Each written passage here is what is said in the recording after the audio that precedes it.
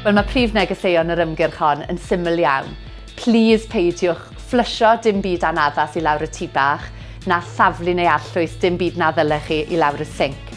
Mi wnaethon ni ddefnyddio nifer o wahanol blatfformau yn cynnwys ymgyrch radio, ymgyrch oddi ar yr awyr a ffosteri mawr mewn arosfannau bysys ac yn y gymuned, ymgyrch digidol ar Facebook, ond y prif beth wnaethon ni oedd gweithio gyda phartneriaid mwyn bod allan yn y gymuned yn lledaenu'r neges. Mae'n ymgyrch eitha amhlysurus yn y bôn, ond o'n i'n awyddus iawn fel tîm o'r dechrau i wneud y neges yn un bositif, liwgar, fyddai'n apelio i gynulleidfaoedd ac yn arbennig yn prif gynulleidfa darged ni sef rhieni ifanc. Yn yr ardaloedd ni wedi targedu hyd yn hyn gyda'r ymgyrch, mae 20% o'n cwsmeriaid ni wedi clywed am yr ymgyrch sy'n ganlyniad da iawn o fewn 3 mis yn unig.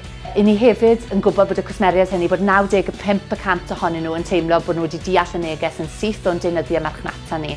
Mae'r ymgyrch yma a potensial go iawn i wneud gwahaniaeth i'n cwmni ni ac i'n cwsmeriaid ni, ond yn fwy pwysig efallai i'n cymunedau ni ac i'r byd o'n cwmpas ni.